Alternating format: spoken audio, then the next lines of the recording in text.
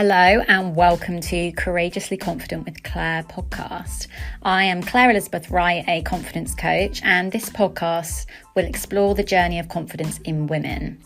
Every week, a new interviewee shares their confidence story, looking at pivotal moments that shaped them and then develop them into the person they are now. Learn to become your most authentically confident self by hearing the amazing journeys of these women.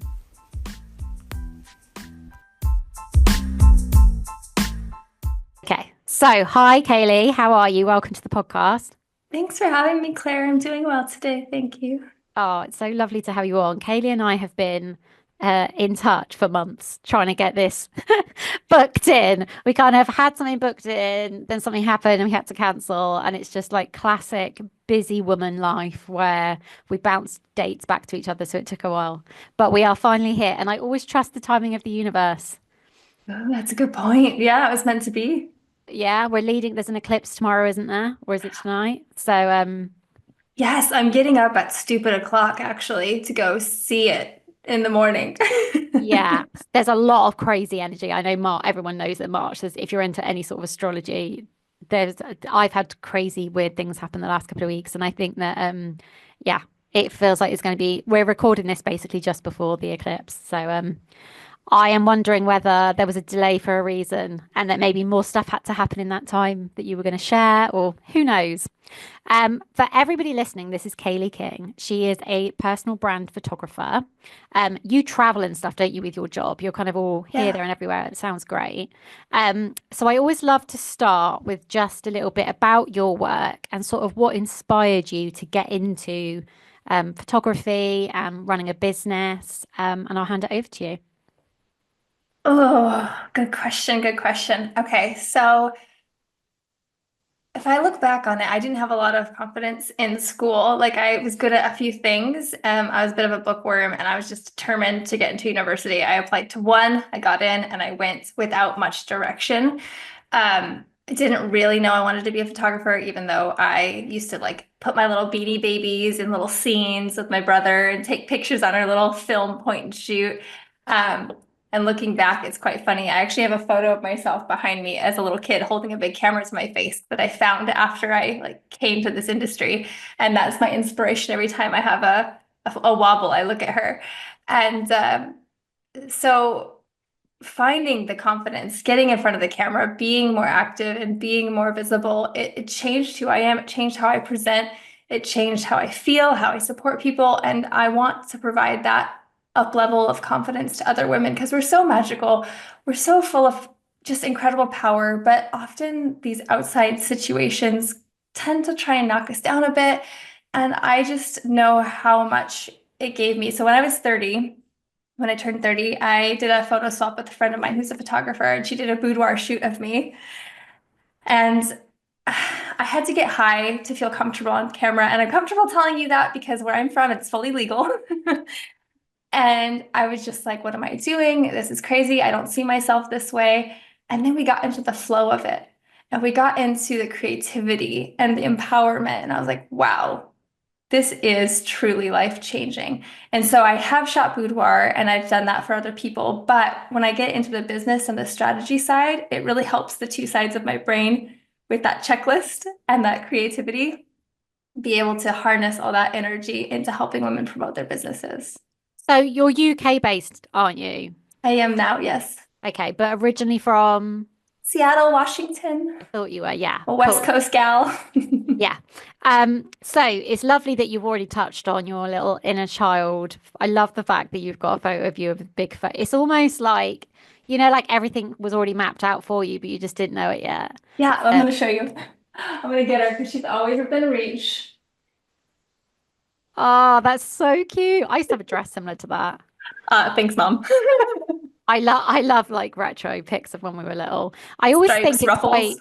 it's really interesting how so often in these interviews and with friendships and stuff that the careers that we end up in that we're happy in, not necessarily what we went into originally, but the ones that we end up in that we're fulfilled in are so often the things that we were naturally good at as kids. So Mhm. even though, I am a coach and you would be like, well, how would you have known that as a child? But like even as a kid, um, people were always just drawn to me and telling me secrets. Like I don't know, I just remember having some friendships where people would tell me like really like big secrets and they'd be like, oh, I've never told anyone that before. And I think I seem to have this sort of gift of people feeling safe in my presence to sort of share things with me. And I only sort of connected up the dots on that once I became a coach. And I thought like this reminds me of like childhood friendships and things people would share with me. Mhm. And as That's I was so growing up, special. yeah, and I think as I was growing up, even when I was in my early 20s, people would always be like, you're really wise for your age. I mean, I don't think I was. I think I was coming across wise. I'm not sure I was walking the walk. Or maybe it was just talk, but and I think that you end up sort of falling into it. So it's so lovely that, and it's funny you were saying about doing the photo shoots because my iPad and phone is just full of my daughter who's 10, either videos that she's done or photo shoots. She does like full photo shoots of Barbie and Ken. Oh my Um, gosh. does all of that and she's really creative. She's like Aquarius, she's like classic creative, very visual. And I've always thought like she's totally going to end up doing something creative. Who knows whether it's writing or visual, but looking at her as a child and what she enjoys doing, I can see that for her. But it's so special, isn't it? It's like what you get, the things that you get lost in a good way, like where time moves Mhm. really quickly when you're doing it because you're so like immersed in it. I think that's always where you should follow kind of career wise what you should do. um Touching on childhood is a really good place to start because one of my favorite questions that I love to ask is about little Kayleigh and the journey from little Kayleigh, confidence and self-esteem wise, to who you are now. um what was she like? What was little Kayleigh like? Tell us about her confidence and self-esteem. I know that you can talk about your family dynamic and all that sort of stuff, whatever's relevant. Yeah, little Kaylee. So she was an only child until she was 3, and then suddenly she wasn't. She was quite small and went to school at the age of 4 instead of 5. I'm on the cusp, the September birthday, and my parents had me go early. I tested in and was smart enough, but I was little and I didn't quite, I don't think I had that kind of mental readiness. Um, I think I could have done with being a year after because I just didn't step into any sort of leadership. I didn't feel comfortable. I was kind of more of a follower, despite being told by my dad, be a leader, be a leader. But I just didn't feel like because I was so young and so small. As my brother, he was born with a limb difference, a genetic mutation that resulted in some physical differences that are quite obvious. And watching how people treated him or reacted to him and still do when we hang out is it's a really eye-opening experience for a child and witnessing your younger sibling go through surgeries after surgery to try and make him healthier and you don't say correct for aesthetic purposes, but correct for breathing purposes. It does a lot to a kid. And there was, I might sound a bit emotional because it is emotional. I've been like looking into this a bit more as an adult. Why am I like this? Why do I feel like I need to seek attention? Why am I jealous of so and so? It's because younger me sometimes felt the need to really stand up to get the attention in the family. Oh, how's your brother doing? How's your brother doing? He's good. How am I doing though? So that was really interesting to kind of pinpoint as I got older. And I'm edging toward 40 and I've only really started diving into this in the last like half a decade or so. And I've talked to my brother about it too, which has been a really wonderful experience to share. So that was always interesting. And I never really felt connected to my community, my hometown. So I go back to see family, but I'm not really like rooted there. It's in, I think, don't they call it, do you follow the holistic psychologist on Instagram? No. Oh my goodness, if you don't follow her, she'll change your Okay. life. She's Okay. incredible.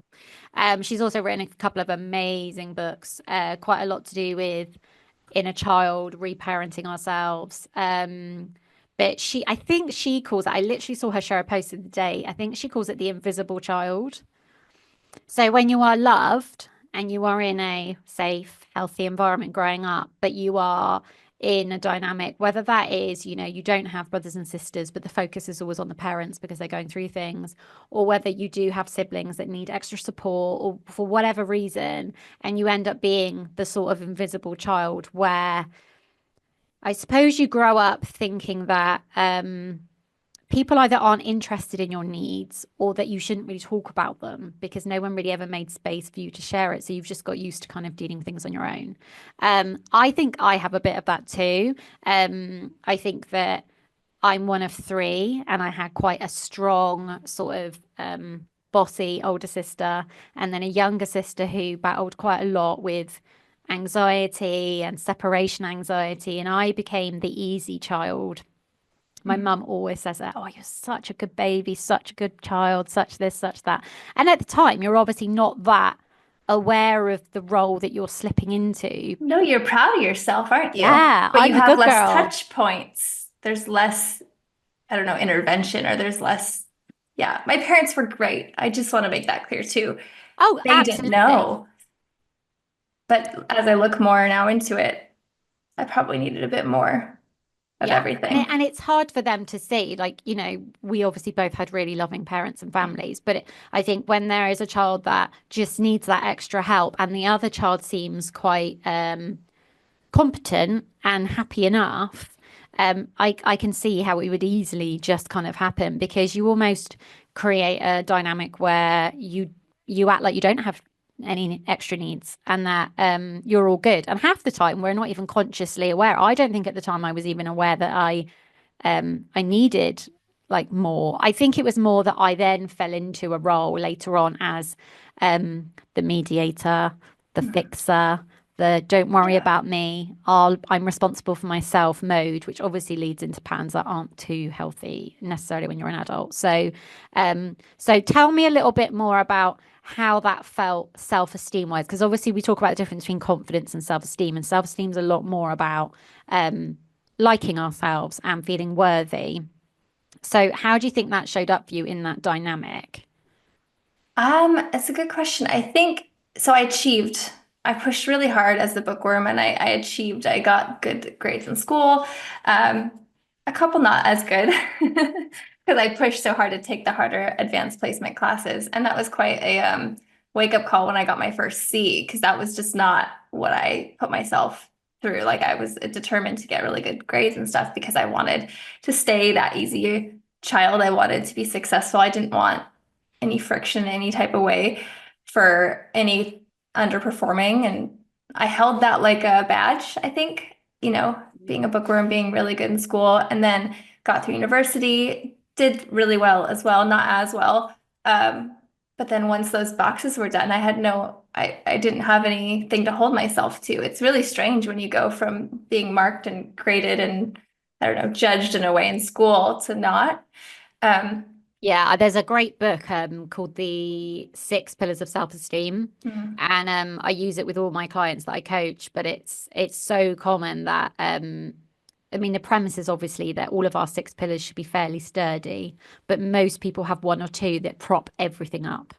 And it sounds a bit like achievement was your like main pole, right? That was holding it all up. And then, like you said, when life changes and your life isn't about constantly achieving, you end up being a bit like, oh, how do I feel good about myself? Because I'm not having to what do now? exams anymore, you know? What now? Yeah. Yeah. Or you don't get that job that you really want, or you don't Mhm. get that A that you really want. And then you're like, oh, I'm not a good person, or I'm not as clever as I thought I was. And you link it so much to identity. And I think it's super common in women because I think that we feel we have to achieve so much more to get to where we want to be.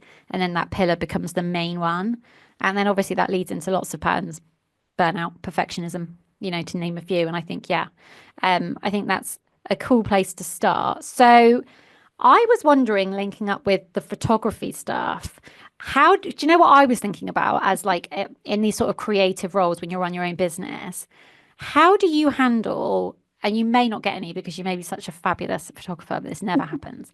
But how do you handle sort of criticism or sort of any, like if you do a shoot and people aren't happy with the photos, how do you deal with that without losing your confidence in your ability? Ooh. I hope I don't answer and then get a message later. It's like, actually, I didn't like the photos. I've never, so with portraiture, I've never really had that happen. I think I put out a lot of good energy. I put out a lot of kind, compassionate energy, and I've been very blessed to have attracted very similar personalities so far. I have had a few people that I've had to work in a different way with, and sometimes I don't get that validation of like, oh, I love them, thank you, but I don't hear anything. So I'm like, okay, no news is good news. But generally, people are very happy. And I show them the camera, the whole time. We're really focused on positive tweaks versus, oh, I don't like my chin in that. It's very much like, oh, could we try a different angle to help me feel better about my chin? So I really emphasize how we can put a positive spin during the shoot experience onto our bodies, onto our self-acceptance, because we're not doing this to tear ourselves apart. I really want it to be a holistic experience, not just getting photos, but really walking away thinking, okay, I am capable, I'm great, I am powerful, I'm beautiful. And so that goes into it. And during the planning process as well, we talk about, angles that we prefer, not what we don't like as much, but what we prefer. And we talk about things we like about our bodies, things we want to highlight. And that's been really useful. I always kind of gently nudge my clients as well to think outside the box. So we're trying to get more creative shots. We're not just doing laptops and mugs as well as those look. We do need to try and stand outside that box at the moment. I think that people are really excited for what else is out there now. There's a trend and more bold imagery, more vibrant, more exciting. And so I'm really hoping to get some more shoots like that this year. That sounds, I need some inspiration. I actually had a friend yesterday ask me for some of my professional like coaching pictures for her website, and I was like, my God, mine are so old. They're like 4 years old. Oh, I it's kind of time. Mine are kind of not your classic. There's none of me holding a mug. There is one of me with an iPad, but I am sat on a bed and it's quite chill. It's But cute. I've seen it. I like it.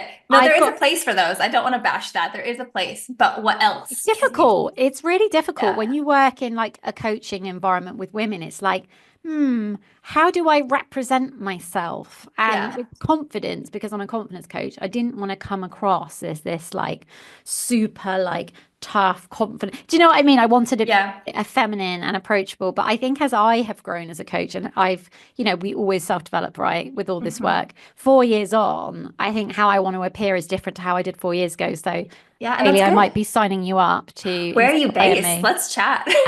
Bristol. Let's get Um, creative. No, I have so some ideas for coaches that are trying to think outside the box as well. So, yeah. yeah, you just want it to represent you, don't you, more than anything? Yeah, and how you work with people. Yeah. If you want to provide that really guided approach, I think there's ways to bring that in a creative way. So, Yeah. yeah. It's interesting you were talking about angles because one of my questions was around how do you deal with clients that have self-image struggles? How do you help them to be more comfortable in front of the camera? Is it like you were just saying, a simple conversation around, things like angles? Because I'm going to say that I've never had a photographer say to me, right, which angles are you not as comfortable with? Because I'm I rarely have photos taken of me that I like. So That's what although every woman says, though, Claire. Just yeah, gonna pause you there. That's what I mean, I've got things that I'm try to de-emphasize as well. We all do. We're all on our own journey. I And I am think we think we're alone in it, but we're not. no, and like I am pretty confident in the way I look. It's not like I look in the mirror and don't like what I see. I'm kind of happy, but it's interesting. So, the days of like going out and digital Hmm. cameras. I am the go-to mate that everyone says take my photo because I know a person's angles because I've got good at my own, right? And guaranteed it would become a profile picture on Facebook, and I'd be like, Ooh, but photo I've never found that credit. person for me that is like Yeah. takes my photos that I go, yes. It's very rare that they get Yeah. it where how if I was to take it of someone, how I would, take it. So How it's do you feel about being asked what your favorite angles are? oh fine. Does I that think make feel like guided and supported? oh yeah, I'd Oh, absolutely good. just be like, these are the bits I'm not that keen on. But Yeah.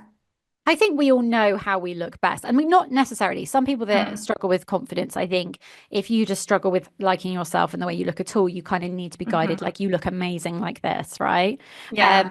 but I think if you're slightly more confident, I think you kind of know, like I know that I don't look great with that. But Yeah. also it's how you hold the camera, it's the angle. Like you're a professional, you'll know how to frame it to make it look There's great. so much. And honestly, to answer your question, like a few people spring up recently in shoots. And I always like to start out with, asking, in the survey when we started the forum, it's like, what do you love? What do you want to not emphasize? And language is important. I don't want to say, what don't you like?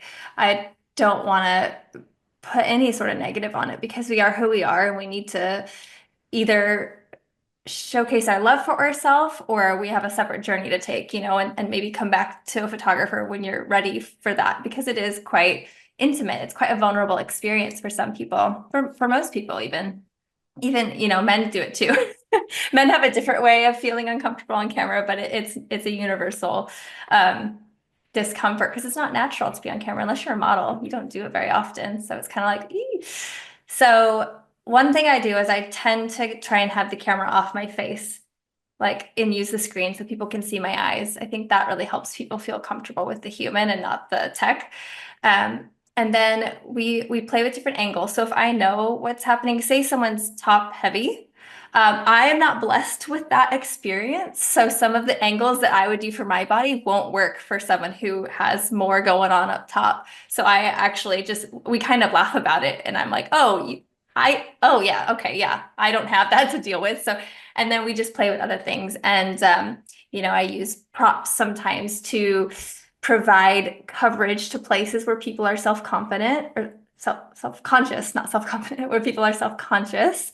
So just playing with those as well. And for instance, someone had some concerns about how their chin appeared on camera. So we work with angles, and if you can see what happens when you lean forward a little bit, or we put her hair or scarf, like there's just these elements that we can bring in. And I'm just talking as like simply and as lovingly as possible the whole time. And I don't always get it right, but I'm working really hard to make sure my language is is guiding and comforting.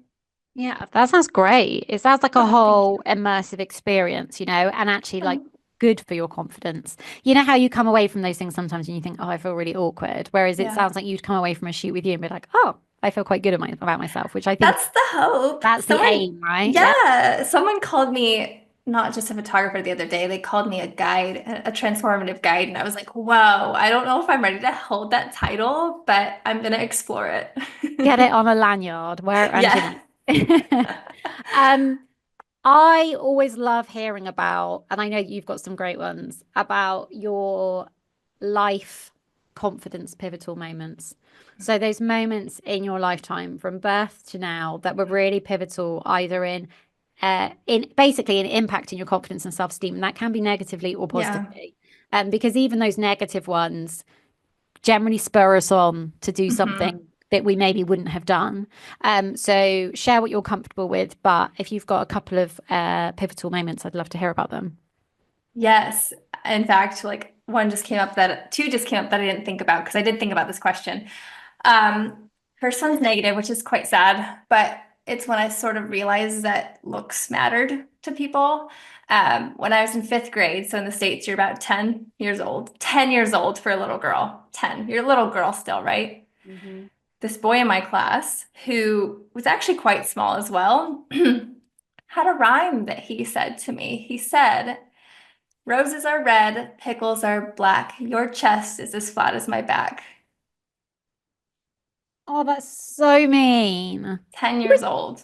but also, he said your chest was flat. So, like, what 10-year-old do you know has boobs? Like, I know. There was a couple like early in my class, but it just to be have it directed at you. And then that's so horrible. you see things like what our current person in office years ago said it would be impossible to be a 10 if you had a flat chest, something along those lines. So those hit me quite hard. And that's been a journey for me, a self-love point of challenge, but it's going well. You know what? Uh, It's so interesting. So first of all, my daughter is in the fifth grade and 10, and I know that that would like really upset her because yeah. she's in that stage of being super excited to grow boobs. Yeah. Even though But who you're do you tell that to? Like I didn't have those open conversations with anyone in my family about what happens to your body. okay, yeah, I think I think that was super important to me, like doing the job that I do. Hmm. But also my mum was always quite open with me. And I think like we talk openly, but also like there's so many more great books around now that just weren't Yeah. around in the 90s. Like I don't know how old you are. I'm 41, Uh, so this was the 90s and late 80s. 37.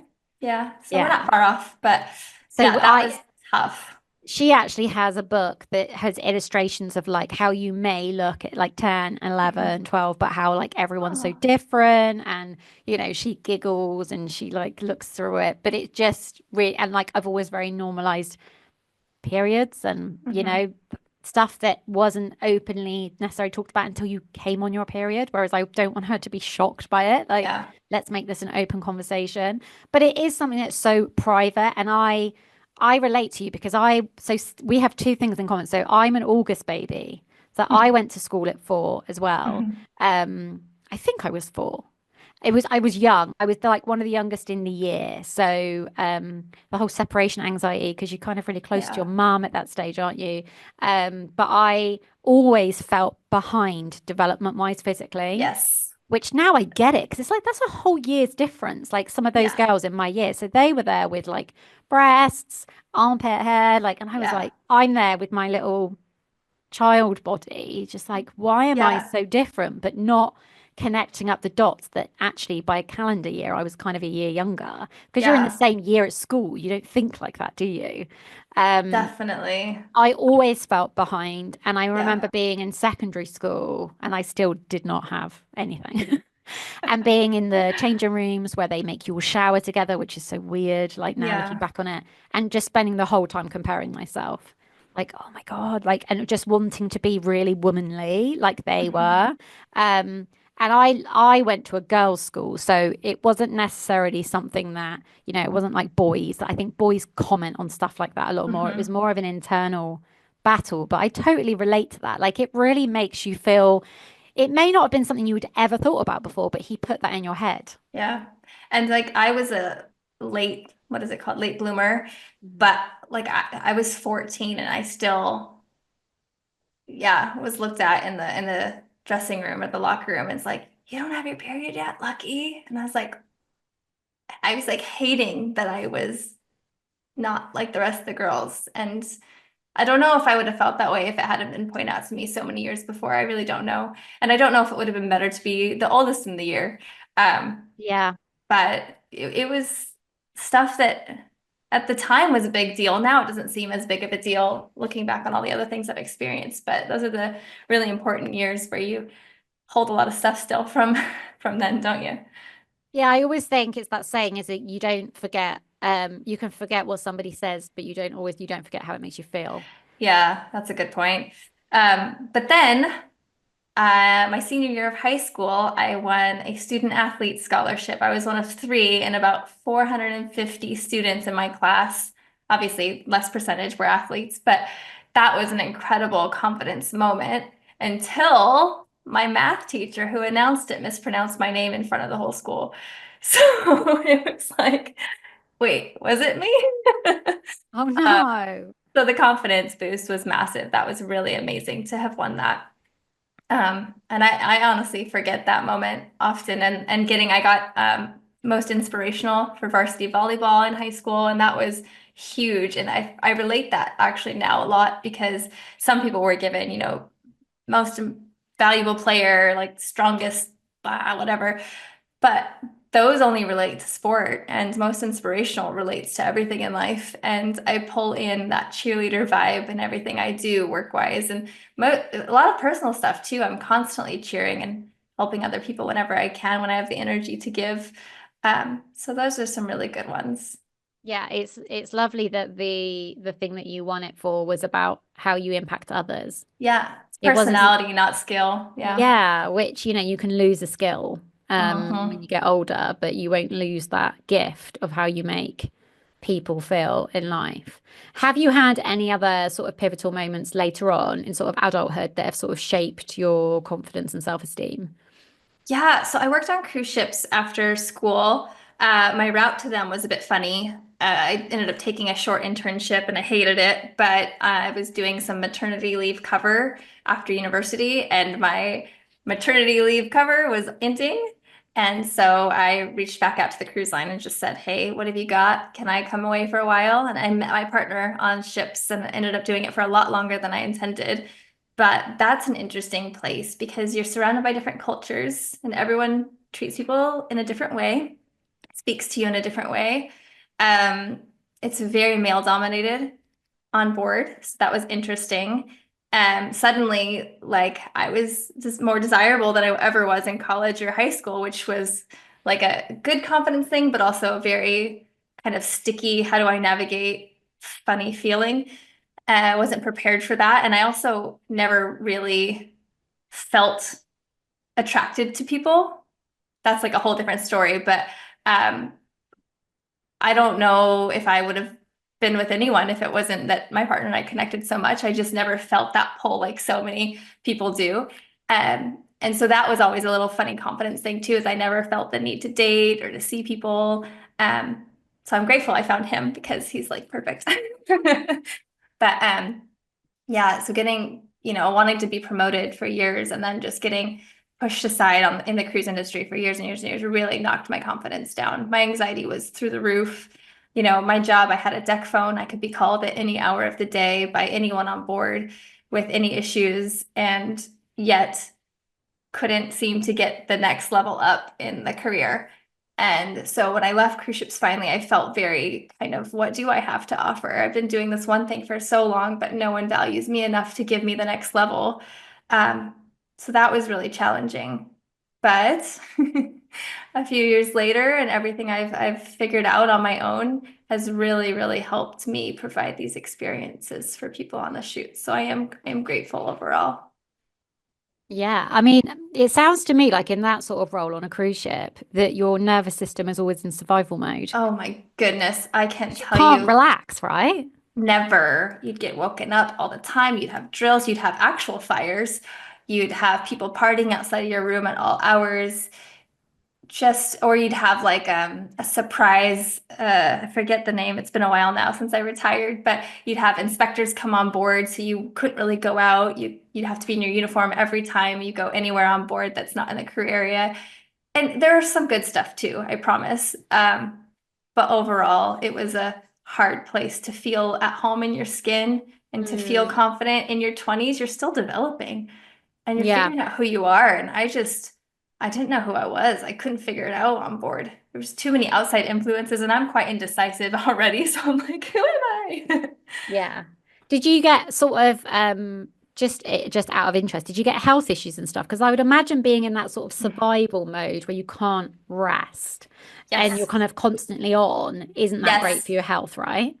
Yes, I got shingles on one contract at 21 years old. I got shingles. I got put in such a unique fight or flight situation with a crew member who I won't go into it, but I didn't feel safe. And everything was fine. No means no. And that was fine, but I still didn't feel safe afterwards. And I got shingles that lasted for a while. I was so uncomfortable. Yeah, I always think our bodies kind of start screaming at us Hmm. when we don't rest enough, and whether that's physical rest, I haven't, actually sitting down, or whether that's just resting our nervous systems from getting out of that being on all the time mode. It's I always just think where you're somewhere that you're not fully comfortable, there's a time limit on that before your body's like, Yes. nah, I'm done. I'm done with this. Can we go to land, please? Yeah. Done with this. And my voice right now, I mentioned to you at the start of this, I'm recovering from a cold. So my voice for years had this sound, this raspiness, because the octaves I had to reach to be heard, I worked as the manager of the youth center for a good chunk of my time on board. So I had to raise my voice often, and I was constantly getting sick from all the kids bringing their germs from different parts of the world. So I would go months not well. Yeah, that sounds a lot. It was pretty full on. It's quite a challenge in your 20s to be in Yeah. a career like that. Because it seems like they wanted a lot from you, but they weren't giving you anything back. So you weren't getting those promotions or appreciation, but they kind of wanted more and more. Yeah, I can kind of see now looking back on it, having been out of it for so long, I can kind of see why they might not have given me that chance or opportunity. But I also feel like when you help mold someone, that's really important. So I think it's on the employer as well. Not just, oh, you're not there yet, but let's get me there. Let's work together to get me there. But in industries that big, it's a bit harder to kind of get that support one-on-one, that hand-holding and that training. Yeah, I can understand that. Some of my managers were great and they did want to help. But anyway, can't go too into cruise Yeah. ship life because I'll, ooh. It just sounds like it didn't necessarily align, like you're now in a much more creative Mhm. job and that fits you much better. And I just think So that much better. I do think we sometimes have to do those jobs that are just I was a PA for 10 years and although I was Wow. good at it, like, ugh, I just didn't love it and my body hated it and I felt Mhm. anxious a lot of the time. Similar vibe, like on all the time. Mhm. Couldn't relax, couldn't work from home, had to always answer my phone. And I was just like, I'm just not getting paid enough to do this job. Like this is crazy. So once I sort of made I suppose the realization I didn't have to do it. When you're good at something, you think, oh, this is it now. But I was like, I don't actually like this. So why don't I just do something else? And yeah, just never had any regrets. I think once I came out of that, I was like, wow, that was so high stress. Like, no, not for me. Yeah. But it's Um, crazy what you put up with when you're in it. when you're young as well. Mhm. Yeah. When you don't have that confidence to use your voice when someone Mhm. speaks to you like crap and is demanding and rude and derogatory, which now I would never put up with. But when you're in your early 20s, you're just a bit terrified, aren't you? And you just Oh assume yeah. that. Well, and also we were talking about the whole invisible child thing. You Mhm. feel very responsible for everybody else's feelings. So Yeah. if they're mad at you, it must be your fault. Whereas Mhm. now I don't think like that at all. So yeah, that's just growth, isn't it? Yeah. Do you have any, I'd say most clients and people that come to me tend to have themes of confidence themes that they struggle with. So they might thrive when it comes to career, but they may struggle with relationships or friendships. Or do you have any themes that are still a bit of a blocker with you that kind of hold up your confidence sometimes? Or have you sort of worked through any? Oh, I'm sure I do. It's a really interesting question. I can feel my confidence waver definitely at times, and sometimes I don't think I'm the best of friends. I do try to be, but now that I moved away, my focus and my best friend is my business as I've had it growing. And, the time zones are different and people are moving into different chapters of their lives. And so I think that maintaining friendships is a challenging thing. And I'm not super confident that maybe I'm not as good of a friend as I used to be, or sometimes even think I am. So I'm trying to check myself and check in with people.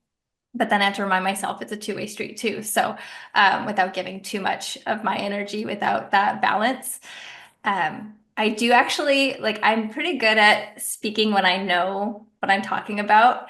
But in situations like, when you stand up at a networking event and they're like, give your 60 seconds to this 100 people.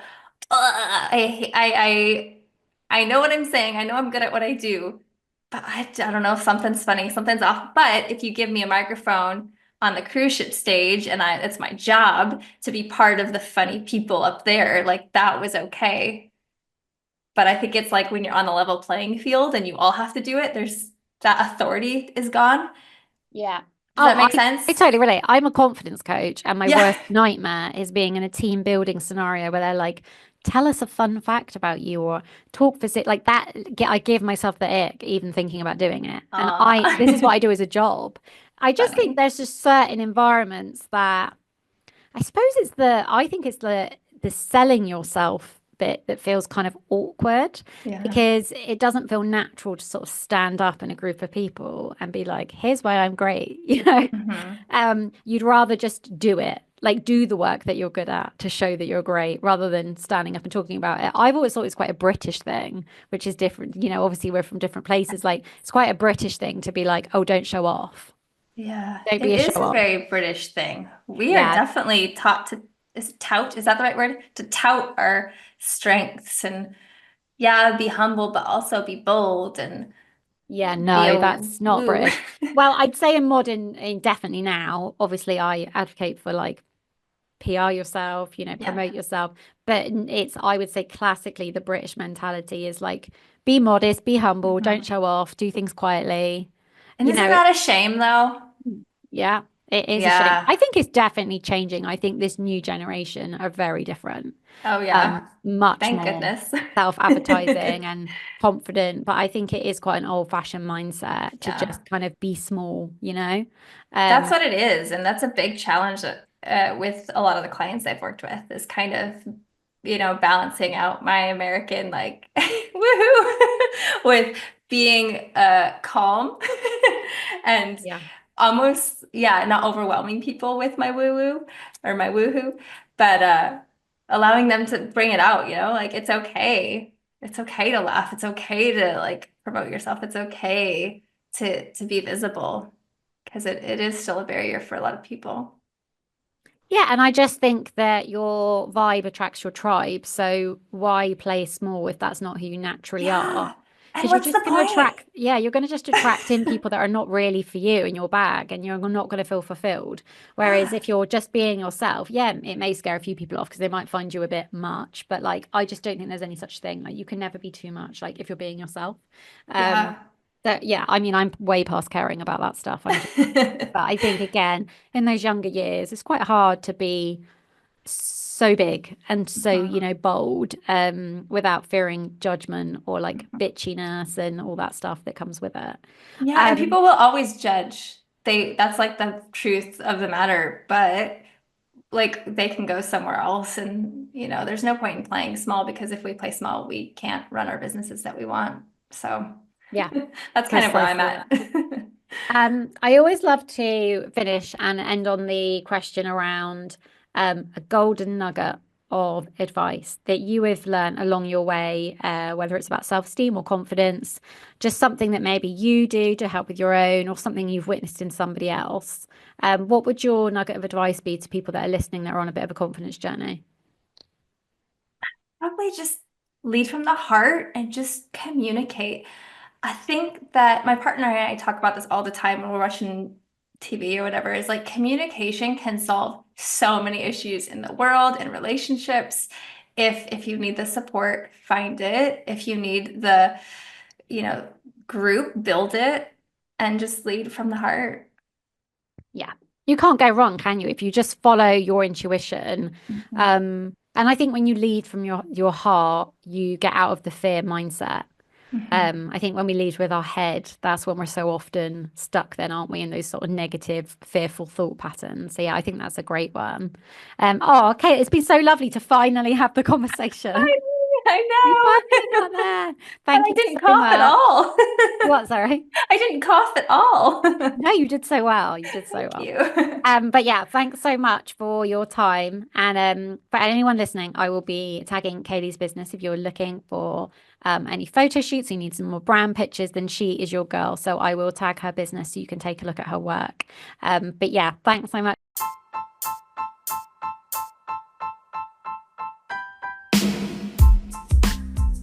Thank you so much for taking time out of your day to listen to Courageously Confident with Claire podcast. I'm now taking on new one-to-one clients for confidence coaching. So if this is something you're interested in, please drop me a DM, email me, and we will have a chat about that and have an amazing day.